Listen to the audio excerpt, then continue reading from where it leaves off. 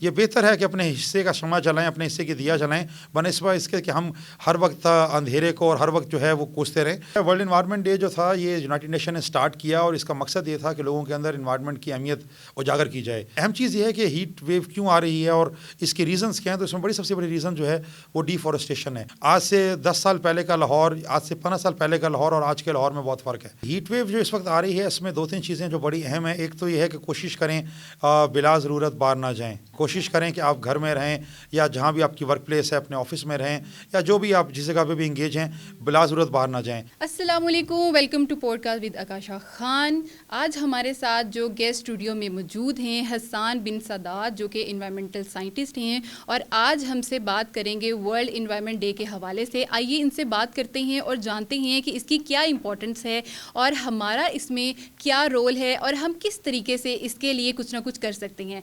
अस्सलाम वालेकुम sir, thank you so much for having us today. कैसे हैं आप? जी वालेकुम अस्सलाम, thank you Akasha and thank you news 89 for having me with you on this special podcast on World Environment day.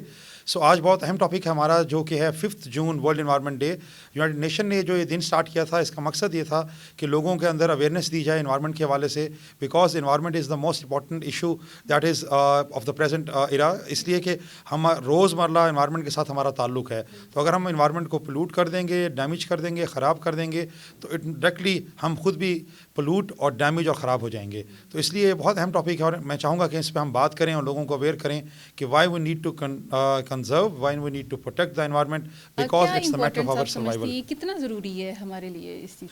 मैंने बताया वर्ल्ड एनवायरनमेंट डे जो था ये यूनाइटेड नेशन ने स्टार्ट किया और इसका मकसद ये था कि लोगों के अंदर एनवायरनमेंट की अहमियत उजागर की जाए।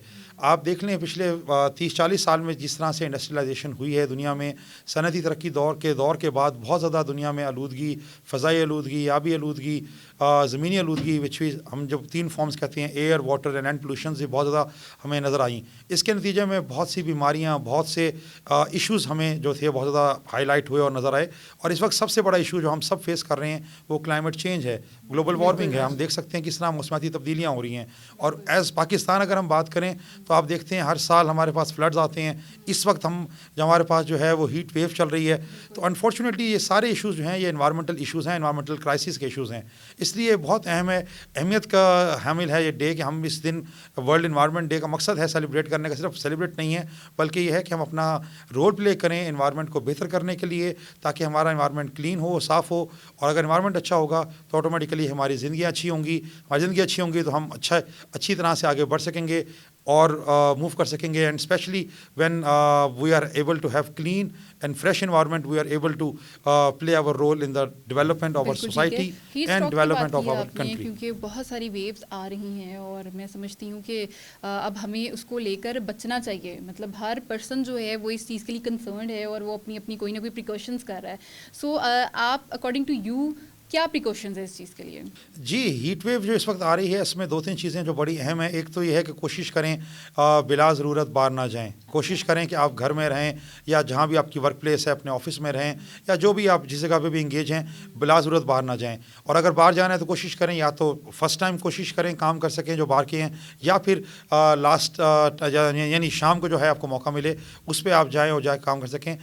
पीक आवर्स को अवॉइड करें, एक चीज़ तो ये है। दूसरा ये है पानी का ज़्यादा से ज़्यादा इस्तेमाल करें, इनटेक करें, अपने सर को कवर रखें। ये तो बेसिक प्रिकॉशंस हैं जो आपको मेरे ख्याल से प्रिंट मीडिया में भी और सोशल मीडिया में भी लोग हाईलाइट करते हैं, बात करते हैं। बट अहम चीज़ ये है कि हीट वेव क्यों आ रही है और इसके रीज़न्स क्या हैं। तो इसमें सबसे बड़ी रीज़न जो है वो डिफॉरेस्टेशन है। हमने अनफॉर्चुनेटली दरख्त काट दिए, हमने जंगलात काट दिए। आप लाहौर को देख लें, हमारे पास तो स्टडीज़ मौजूद हैं, क्योंकि एज ए एनवायरमेंटल साइंटिस्ट हम स्टडी करते हैं। आज से 10 साल पहले का लाहौर, आज से 15 साल पहले का लाहौर और आज के लाहौर में बहुत फ़र्क है। लाहौर का जो ग्रीन कवर है, लाहौर का जो ट्री कवर है, बहुत हद तक रिड्यूस हो चुका है। आप आज चले जाएं गूगल अर्थ के ऊपर और जाके तस्वीरें देखें आप, तो आप हैरान होंगे। 94 की, 2005 की, 2000 की, 10-15 साल की हम बात कर रहे हैं, तो आप देखेंगे इतना ज़्यादा ट्री कवर उस वक्त लाहौर में था।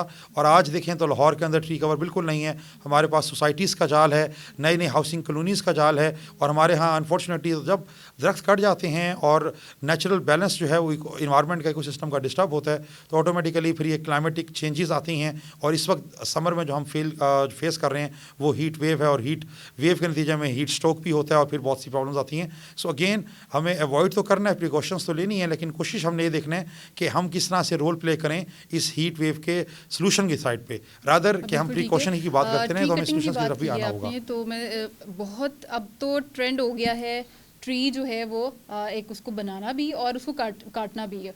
जितने भी हमारे सिटीज़ हैं जो भी हैं तो बहुत ज़्यादा तादाद कम हो चुकी है, लोग कटिंग बहुत ज़्यादा इस चीज़ की कर रहे हैं, जिसकी मुझे लगता है कि एक वजह ये भी है शायद। तो आप क्या समझते हैं? बिल्कुल ऐसा है। अगर हम ओवरऑल बात करें फॉरेस्ट कवर की पाकिस्तान की, सिर्फ पाकिस्तान में 5% से भी कम जंगलात हैं, जबकि किसी भी मुल्क में 25% जंगलात होने चाहिए।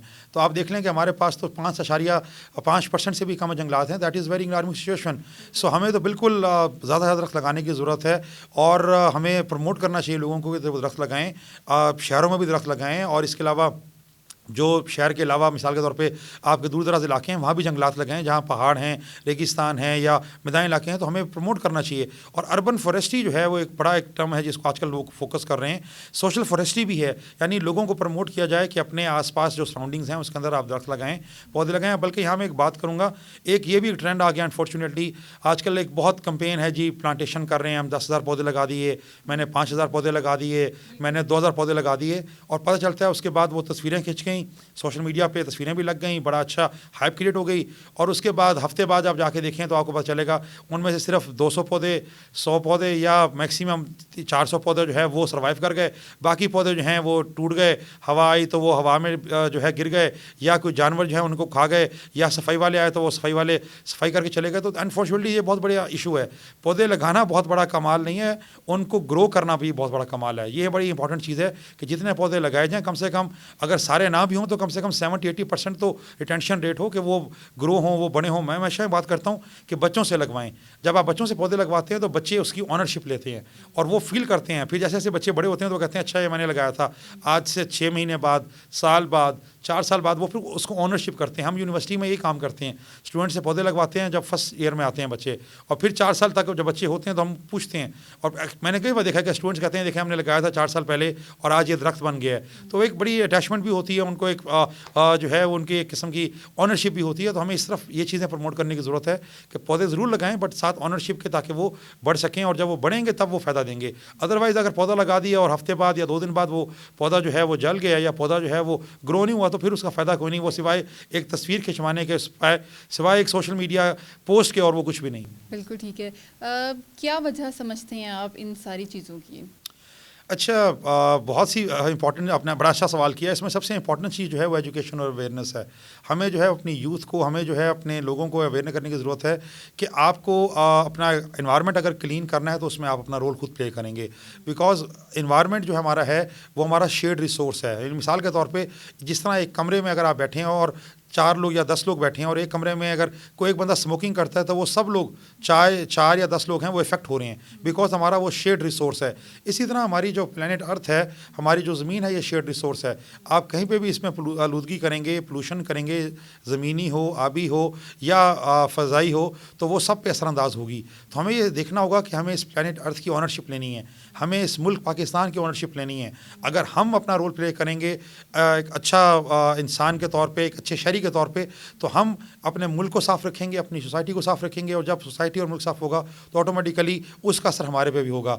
पॉजिटिविटी जब फैलेगी तो वो आपसे फैलेगी, और आप जब आपका माहौल साफ़ होगा तो आप देखेंगे कि आप प्रोडक्टिव भी ज़्यादा होंगे। आप अपना रोल जो है जिस भी कैपेसिटी में, आप चाहे आप स्टूडेंट हैं, चाहे आप कारोबार कर रहे हैं, चाहे आप जॉब कर रहे हैं, तो आप अच्छी तरह प्ले कर सकेंगे, क्योंकि environment will be clean, environment will be neat and clean, that will support you, that will help you to do whatever you are doing. बिल्कुल ठीक है। क्या रोल समझते हैं आप as a human being, as a individual, क्या role है? जी, again a very good question. मैं यहाँ पे बात करूँगा, हमेशा 2 चीज़ें होती हैं, either you are part of the problem और you are part of the solution.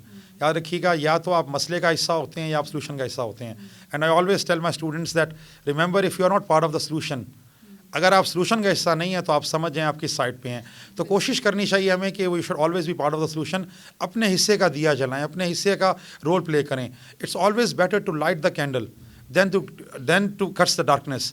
ये बेहतर है कि अपने हिस्से का शमा जलाएं, अपने हिस्से की दिया जलाएं, बनस्बत इसके कि हम हर वक्त अंधेरे को और हर वक्त जो है वो कोसते रहें। सो मैं हमेशा ये कहता हूँ कि आप वट एवर प्ले रोल जो प्ले कर सकते हैं, आप जिस भी कैपेसिटी में आपको रोल प्ले करना चाहिए। Let us all play our role. हमें पौधे लगाने चाहिए, हमें अवेयरनेस देनी चाहिए। इस वर्ल्ड एनवायरनमेंट डे के ऊपर जो थीम है वो है लैंड रिस्टोरेशन का, यानी हमें अपने लैंड को रिस्टोर करना है। हम कोशिश करें, हम देखें कि हमारे आसपास जो बंजर ज़मीन है, हमारे आसपास अगर कोई फुटपाथ है, हमारे आसपास अगर कोई भी सड़क के किनारे जगह खाली है, तो वहाँ हम पौधे लगाएं, वहाँ हम लोगों को प्रमोट करें और स्पेशली गंदगी ना फैलाएं। ये दो चीज़ें मैं कहूँगा सबको कि लाहौर जो था वो बागों का शहर था, लाहौर जो था वो बहुत खूबसूरत साफ़ सुथरा शहर था। आज अनफॉर्चुनेटली लाहौर दुनिया के आलूदा तरीन शहरों में सैर फहरिस्त है, और ये हम सब ने इसमें, हमारा सब का रोल है कि हमने लाहौर को यहाँ पहुँचा दिया है। तो आए हम सब अहद करें, हम सब वादा करें कि दोबारा से लाहौर को बागों का शहर, लाहौर को साफ़ सुथरा शहर बनाएंगे, और वो हम मिल के बना सकते हैं। इस एनवायरनमेंट डे के ऊपर अगर हम तहिया करें कि हम सब लोग पौधे लगाएं, हम सब लोग जो है माहौल को पोल्यूट ना करें और अपना रोल प्ले करें, तो हम सब मिलकर पाकिस्तान को सरसब्ज़ बना सकते हैं, लाहौर को सरसब्ज़ बना सकते हैं। लाहौर सरसब्ज़ होगा, पंजाब सरसब्ज़ होगा, पंजाब सरसब्ज़ होगा, पाकिस्तान सरसब्ज़ होगा। तो आइए मिलके पाकिस्तान को सरसब्ज़ बनाएं, और हम मिलेंगे, पाकिस्तान सरसब्ज़ बनेगा तो हम सब सरसब्ज़ भी होंगे और हम सब तरक्की भी करेंगे। पाकिस्तान जिंदाबाद। बहुत बहुत शुक्रिया।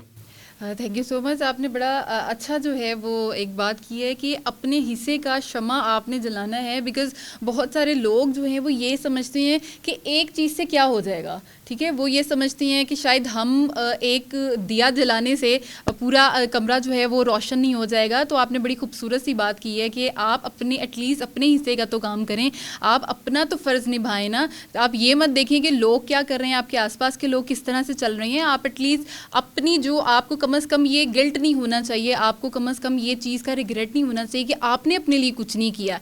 आपकी सेल्फ इस्टीम इतनी बूस्ट होनी चाहिए कि आप अपने लिए ना सही, अपने आसपास के लिए, हो सकता है आपको देखकर कोई और भी वो चीज़ कर ले, हो सकता है कि आपकी किसी चीज़ से, वो एक चीज़ से हो सकता है इंस्पिरेशन के साथ साथ वो पूरी लाइट चली जाए, वो पूरी लाइट जो है वो चीज़ें आपकी करना शुरू हो जाएं। So that is very important कि आप अपने हिस्से का फ़र्ज़ ज़रूर निभाएं, बजाय इसके कि आप ये समझ लें कि हम एक से जो है वो क्या हो जाएगा।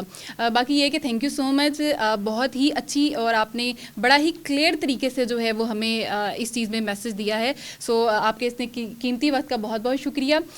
मैं उम्मीद करती हूँ कि आज का सेशन आप लोगों के लिए भी बहुत ही आप लोगों के लिए भी बहुत ज़्यादा इन्फॉर्मेटिव होगा, और बहुत ही अच्छी अच्छी बातें हमने सीखी हैं। और एटलीस्ट आप अपना फ़र्ज़ ज़रूर निभाएं, कहीं पे भी, अपने घर पे हो, बाहर हो, छत पे हो, कहीं ना कुछ स्टार्ट ज़रूर करें। एटलीस्ट आपके अंदर ये एक पैशन ज़रूर होना चाहिए, ताकि आपके अंदर जब आप घर से स्टार्ट कर लेंगे तो आप, मुझे लगता है कि आप बाहर भी आहिस्ता आहिस्ता करना शुरू हो जाएंगे।